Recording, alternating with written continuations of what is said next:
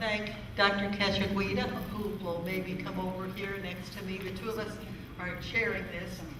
And thank our pastor, Monsignor Cleansing, for his support. And he really wants to encourage everyone to participate and to get as much health information as they can. So we have actually a lecture series. And Dr. Cachaguida has been responsible for that, so I'm going to turn this over to him right now and tell you a little bit about the lecture series. In January, we're having a lecture series on cardiovascular diseases. We'll have several physicians, Dr. Chauncey Crandall and Dr. Keith Meyer, both cardiologists, will be lecturing that day. In February, we're having a lecture on hypertension, and we'll be doing blood pressure screening. And that'll be handled by Dr. Mullins, who's a nephrologist in the community. And the third one in March will be on skin cancer by a professor at the University of Miami, whose name escapes both of us right now.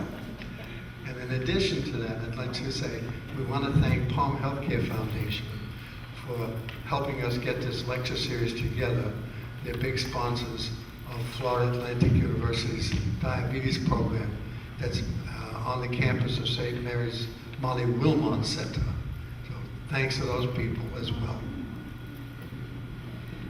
So, congratulations, you were the first attendees to our health lecture series. And like I said, our primary mission is to provide health education and wellness so we can be well and really enjoy a healthy, happy, holistic life.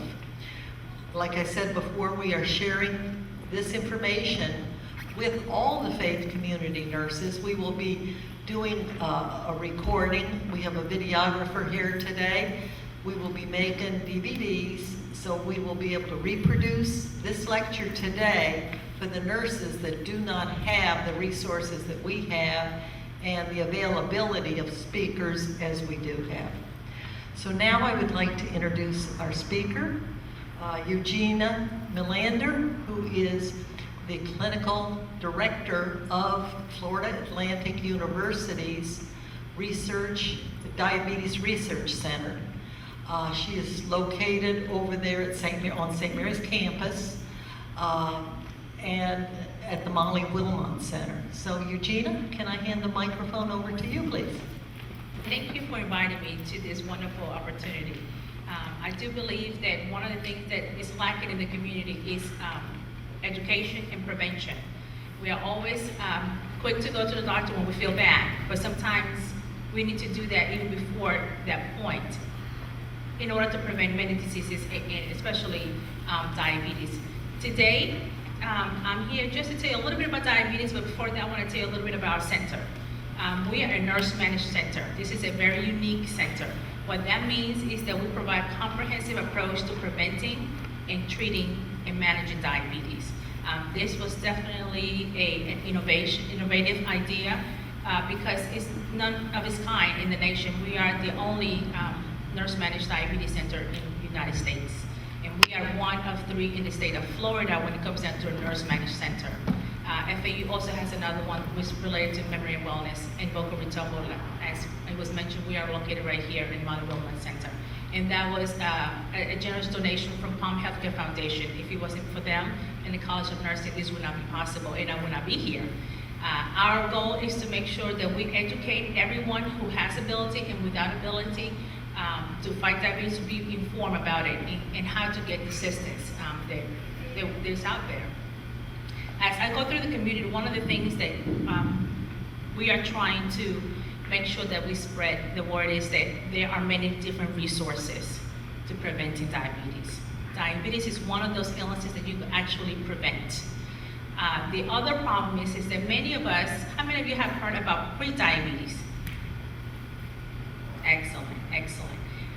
Usually, a lot of people do not know that there's such a thing as pre-diabetes. Even though they go to the doctor every single year, they don't understand their numbers. How many of you have heard about A1C?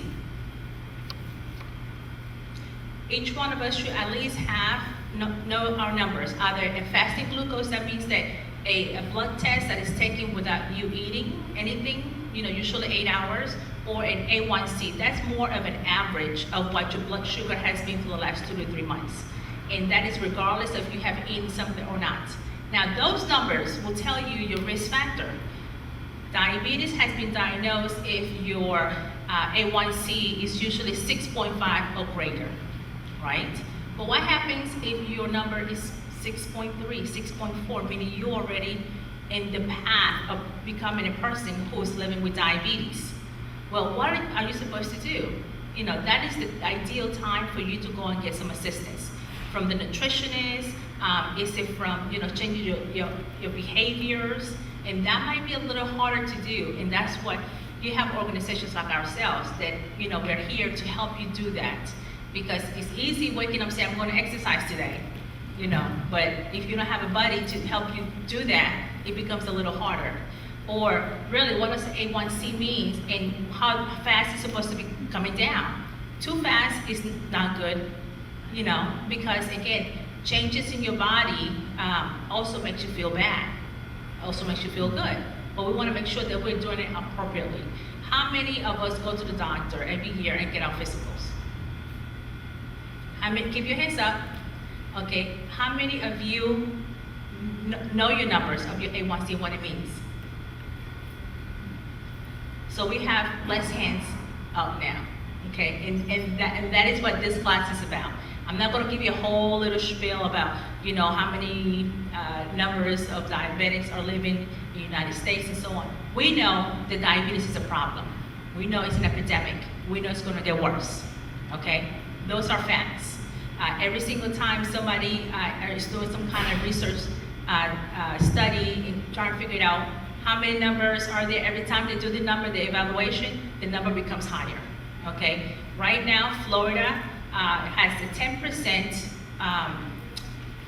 that the population is 10% people living with diabetes. That was as of 2010. Now we're 2012. I'm assuming that number is going to go up like everybody else. By 2013, 60% of the United States population will be obese, 60%. So as that number increases, so will the numbers of people living with diabetes. Everything has changed. Once upon a time, we used to walk everywhere. We're not doing that as much. Now, who is also that is impacting more than us? Because, I would say that we're a little in the mature side. But that's also impacting our children and our grandchildren. So this education today is not only for you, but it's also for your family members, okay? So take it home, and again, you are able to change some behaviors for your grandkids and your kids. So one of the main things is to find out, again, what are the risk factors, and we're passing out a survey from the ADA. It's trying to figure out your risk factors for diabetes. Many of us do not know what our risk factors is. So I would ask you to please take a moment and complete the back and the front of this survey. One of the things that Palm Beach County is doing, we're becoming very aggressive in educating people about their risk factors. And we are, again, FAU, it is a research institution. So what we want to do, not only do we want to identify the risk factors for you, but we want to know also what does that mean for Palm Beach County. So throughout this whole week, this has been the inaugural Diabetes Week for Palm Beach County. And that was, again, an effort that came through many partners in the community. So not only us, but you're talking about 52 different organizations, private, public, that we know, and we live it every single day, that we know when a child comes to your office and they're 2 years old and they are morbidly obese, there's a problem. We also know that when the parent comes and they're also morbidly obese, there is a problem. And then when many, many more are coming through your doors with pre-diabetes, there's a problem. So now that we know there's a problem, it's time to act. And we cannot act just by one clinic, one center. It really takes the whole village, I'm sorry. So please take that survey, complete it, and turn it back to me. If your number is 5 or greater, it means that you are at risk for diabetes, okay? And then you should be trying to get some kind of further education. I will be here after this talk to talk about it. One of the things that I want to explain to you, why does diabetes create so many problems and complications, is because as long as your sugar is high, okay, your blood becomes a little thicker.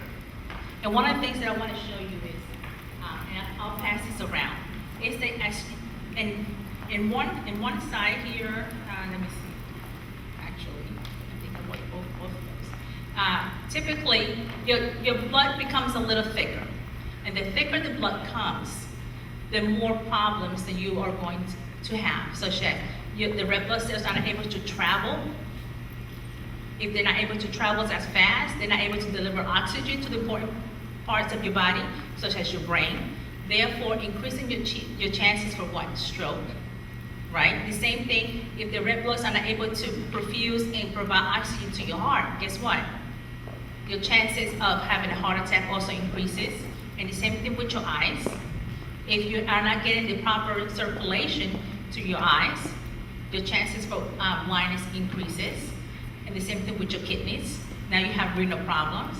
And the same thing with your sensation in your nerves. That's why people have a lot of neuropathy and sensations and pain.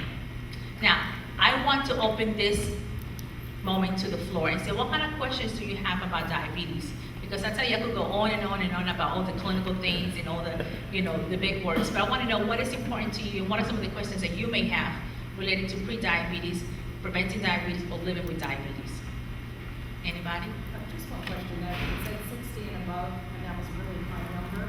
Why would that necessarily? Was it because of the pancreatic not functioning? Why is that such a high number? What, you said 60? 60 and over. You Why? mean the A1C? No. The questionnaire, you get 3 points just because you're over 60. And Yes. I'm asking why. Yes. Well, as we get older, everything is not working as good as it used to be. And then our activity level probably will slow down. We probably also have different other complications that comes along with it. So, and that's the same thing for any other illness that you may have. That the older you get, your chances are a little higher. Anybody else? Well, diet, oh, I'm sorry. Diet is so hard to control. That's a big challenge. Diet, it is a big thing to control if you're trying to do it by yourself. And sometimes a lot of that is educating of what you, because people think they know what is good for them until they get educated about nutrition. And then you're able to make a better decision. And our goal is really to say, change one thing at a time. Don't try to change a lot, because then you become discouraged because you're trying to change so much and make so much of a change overnight, and then when you don't see that, you get discouraged. So we ask you to change one thing at a time. Once you get used to that one thing, then add something else. Because I'd rather you change one thing than nothing at all. I'm sorry, you have first. I've been diagnosed as borderline diabetic for years, but I take Coumadin for the last 2 years. My blood is very thin. So is most of that eliminated, the dangers that I have from the blood thickening? It should, because now the blood becomes a little thinner. Much so it's thinner. much thinner. And you have to also monitor yourself frequently for that. Make sure it becomes too thin. But for diabetes, the risk factor comes more from the beta cells dying. So let me just rant a little bit about the beta cells. The beta cells is what is responsible in your pancreas to create insulin. Okay, this is why it's important to target prediabetes early. So it is just like your heart.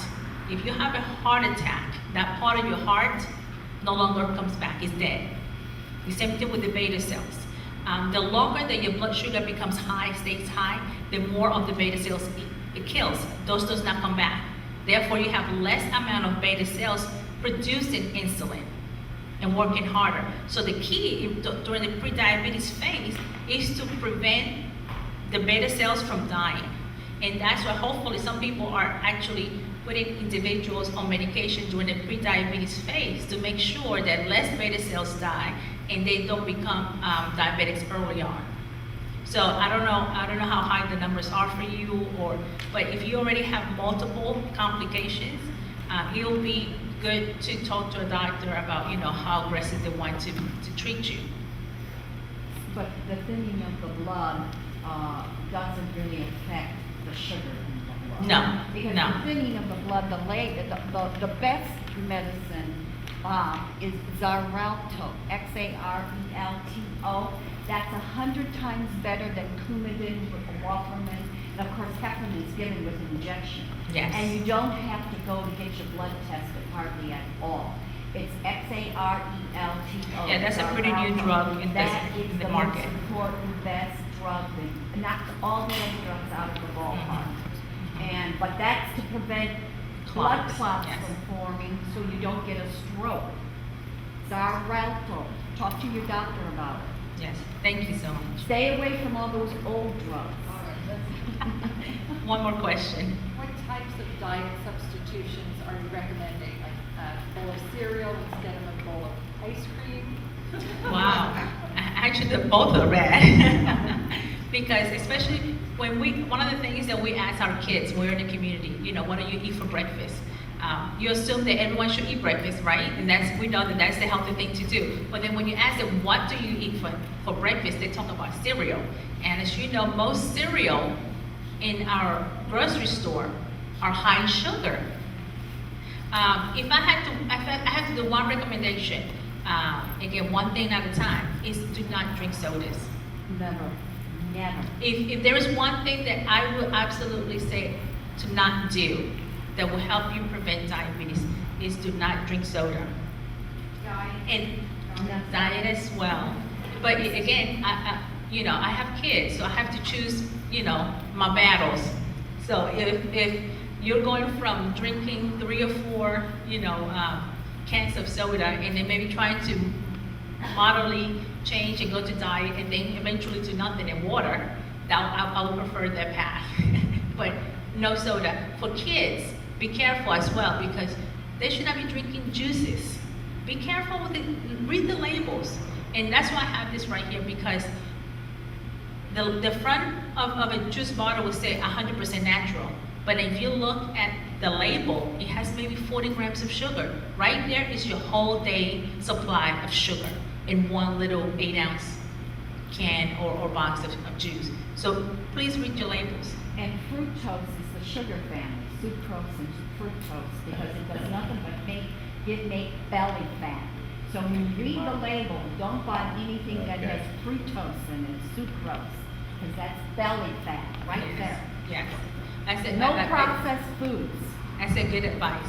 And talking about belly fat, when you're measuring, obesity, and you're measuring metabolic syndrome, which is again, metabolic syndrome talks about belly fat, talks about cholesterol levels, talks about blood pressure levels. When you have a perfect storm, that's what we call it in other words, perfect storm, multiple things, brings you a high risk for diabetes and all those things. Belly fat is considered one of the higher indicators for obesity and heart problems. Some of us have the pear shape. I wish I did, but I don't think I'm the straight shape. But some people have the pear shape where they carry the fat more in the hips. Some people carry more in the belly. Those who carry more in the belly have a higher risk for diabetes and heart problems. Okay? So, yes, sir. You're looking at sugars on a label. My mom was type 2 diabetic. She's looking at carbohydrates also.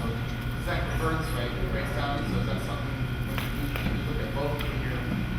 When you are a person living with diabetes, you have to look at both. And then, and yes, people with diabetes have to learn how to count carbohydrates, because carbohydrates convert to sugar. And each person has their own little ratio, because some people are more sensitive to certain types of carbohydrates versus others. So, yes, good question, thank you. Tina, for the video, would you repeat the question so we have that recorded? Okay? The question, the statement was that mom is a type 2 diabetic, and she's counting carbohydrates. It's important to count both carbohydrates and sugar.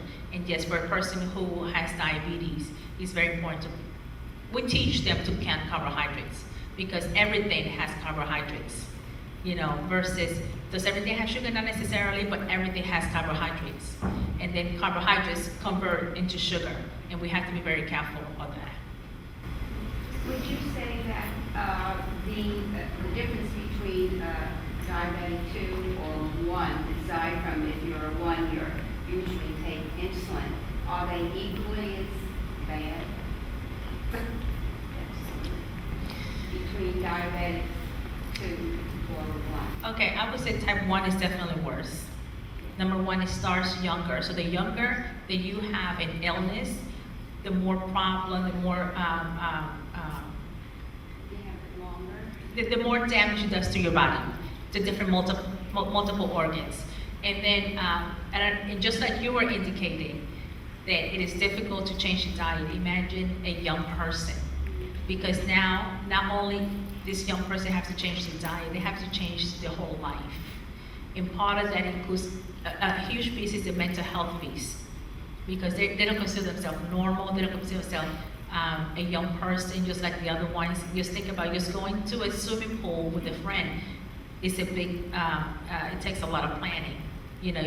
So I think type 1 is much, much worse than type 2. And type 2 also, remember, has been a choice of a lifestyle that we have lived versus not having a choice of an illness. Type 1, you really don't have a choice. There's no choice. You are just not able to create insulin. Your body's fighting against you. So. I just wanted to clarify something that Bob asked about the diet. He asked if because it takes the Coumadin and made his blood thinner, does that change the diabetes? Okay, so the question was that if a person takes Coumadin, does that change their risk factor for diabetes? That does not change your risk factor for diabetes, not at all. And it gets two different things.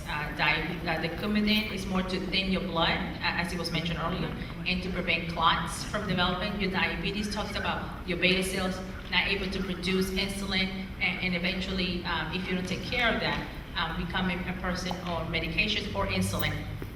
So, very two different things. Any other questions? Yes. Are some sugars better than others, like sugar from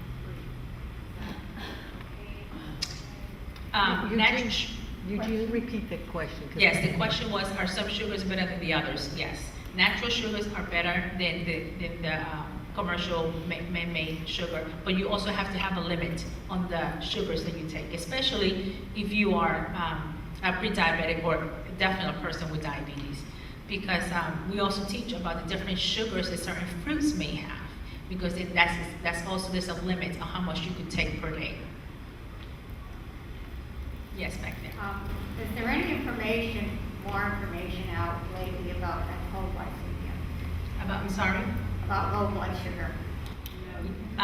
The question was, is there any information about low blood sugar? Low blood sugar is just as bad as high blood sugar, okay? Because your body is pretty much going through a roller coaster. And any time that your body is traumatized, that is detrimental to your body. If it's either high or low, both are bad. Just the same thing as being undernutrition and overnutrition. Both things are just as bad. So people think that if I don't eat a meal, I lose weight, that's just as bad as eating too much. Because what your body does if you don't eat enough is that it starts using your muscles to feed on itself. Okay, so both are equally to me as bad. Thank you for the question. Anybody else? Yes. I have a patient that lost 40 pounds and she's not on any diabetic medications now. Is she still considered a diabetic or pre-diabetic now? So the question was that if a patient loses 40 pounds, are they still considered pre-diabetic or diabetic? Always. Once you have been diagnosed once, you are always considered a person living with diabetes. Why? Because, again, my question would be, how bad was the diabetes? Because once your beta cells die, again, just think about your heart attack. When those cells die, they don't come back. So that means that you're still not producing insulin. So you may not need as much assistance, but you're still gonna need some assistance. And just quickly, one thing that is natural and it produces insulin is exercising. I just want to make sure I make that point. And when does this come very helpful? When you are pre-diabetic. You know, if you are pre-diabetic, and they tell you your numbers are high, but not high enough, again, that should be a huge alarm. And that should be time for you to start increasing your exercising. And when I say exercise, don't think about 30 minutes, don't think about hours. Start slowly. If it's 1 minute, you know, down the corner and back, fine. And eventually that minute is going to convert to 2 minutes and 3 minutes. But each minute that you're doing something, that is increasing your production of insulin. Any other questions? Yes. Gina, could you take us through a day, maybe breakfast, lunch, dinner, snack? Like, what are some things that people might think are good choices, but maybe not? And what would be a better alternative for meals during the day so people keep their energy up, keep their glucose steady? What would be some good things that people should be eating at different times of the day? Okay, so we all know we eat 3 meals a day. There you go. Thank you for reminding me. So the question was, and the statement, to make an example of, provide an example of what a regular, the regular meals through the day will look like, to make sure that you have enough energy, especially for someone who has diabetes. But I'm going to make it very broad. I'm going to make it for someone who's also pre-diabetic as well. We all, and I'm going to pass out this meal plan, okay? It is as simple as knowing your plate, okay? Knowing the size and the portions of your plate. And in the back of it, I'm giving you some examples of what certain things are, what certain portions size look like. And I'm going to pass this around for all of you. And please take it home, and some of us just put it right in front of something that, you know, the kitchen, wherever you cook. But 3 meals a day, absolutely, always. You must have breakfast.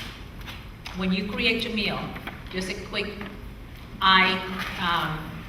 example of what you plate. Make sure your food does not touch, okay? And make sure, thank you for passing this out, and make sure that the plate is not overwhelmed with food, okay? Between meals, have a nice snack. It could be a fruit, it could be a vegetable with peanut butter, something with protein. So what happens is that your blood sugar is going to stay consistent versus going up and dipping down to hypoglycemic or back up because you're eating. So every time you eat, your sugar goes up. Every time you do not eat, again, your sugar is going to come down. So if you eat breakfast, you skip lunch, and you eat dinner, you are going to be hitting a little hypoglycemic episode. That's when you start feeling dizzy, you start feeling tired, you start feeling groggy. And again, that goes to the point that high sugar is just as bad as, low sugar is just as bad as high sugar. So again, you want to have a nice quick snack in between, especially if you know, I'm a person that I have to eat every 2 hours. I know, that is just my body. I have to eat every 2 hours. So knowing that, I have to make sure I carry something with me, or I prepare my meals. Now, for a person who you know that you will be away from home, again, either know your stores where you're going to be close to, or carry something with you. But have the 3 meals. Breakfast is absolutely the best meal. That's for anybody with diabetes or without diabetes. Breakfast is your best meal. And then have meals in between, a little snack in between. I would say something like a celery and peanut butter. Wonderful. Okay? Graham crackers and peanut butter. That's wonderful. Apples and peanut butter. That's a nice quick snack that gives you a little bit of protein as well. Yes. Would you explain the difference between simple and complex carbohydrates? Okay, so the question was just explain a little bit about simple and complex carbohydrates. Well, I'm trying to put it in simple words.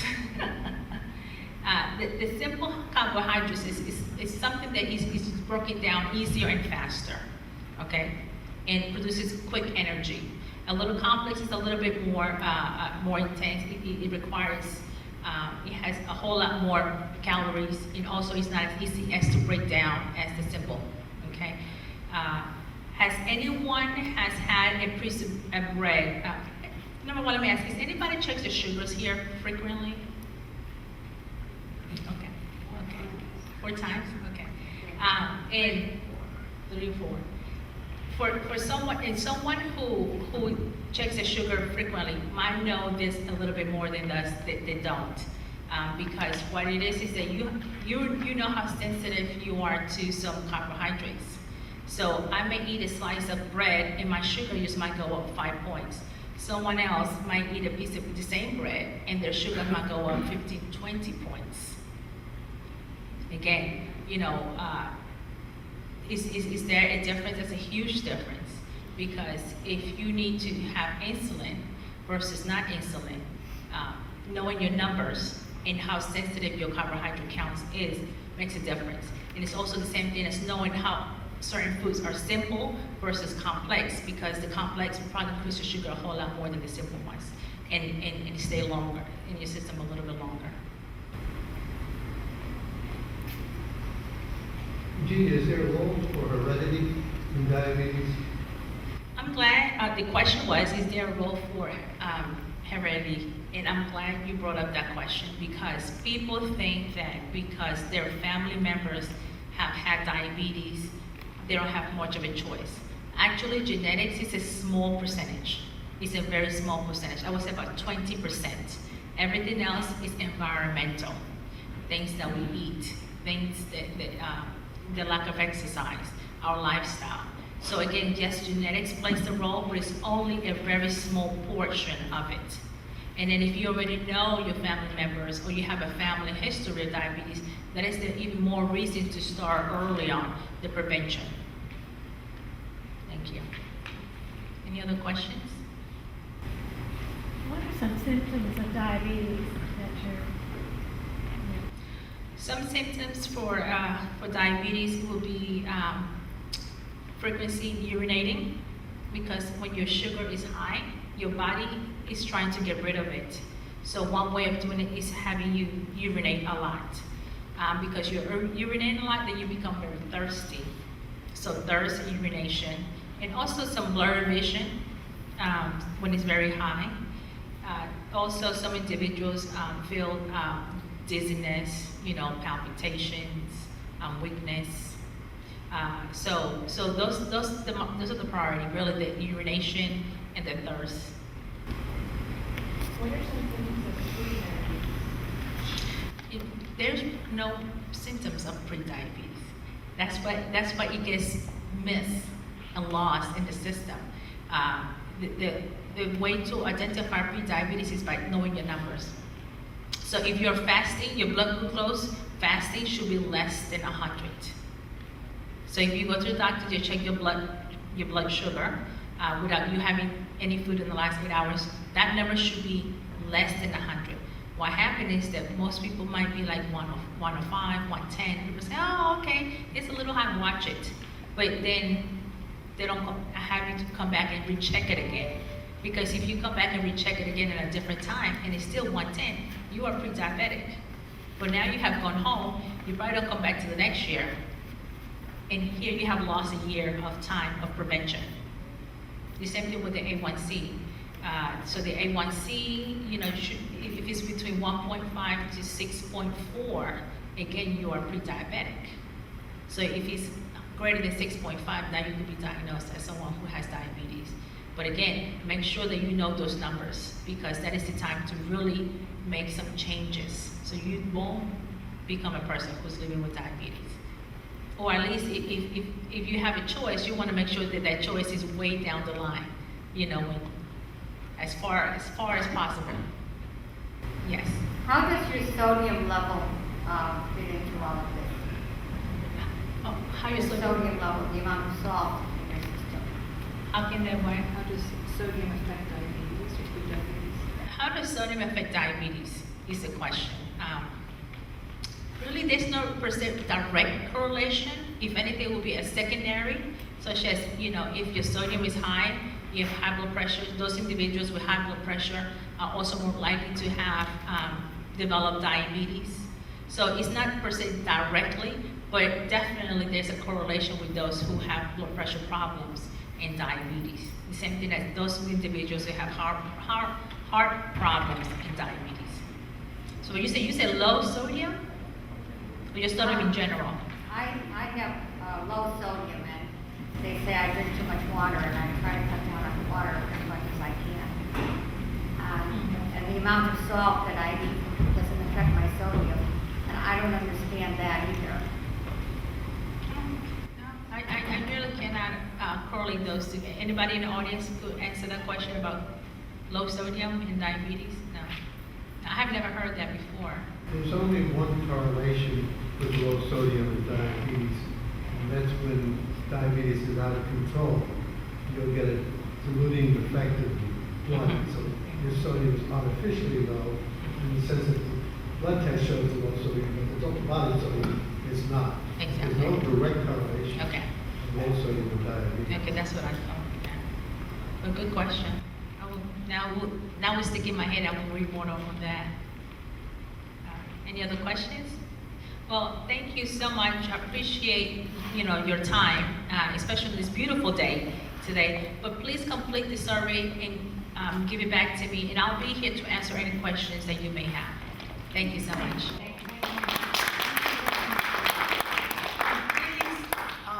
Feel free to stay. We're going to be doing this lecture again about 12 o'clock after the 10:30 Mass. So if you have questions, you want to chat with Eugenia, Dr. Ketchquita is here, get some information, and we hope to see you at our next lecture. I think that's in January. So thank you very much. Thank you for coming.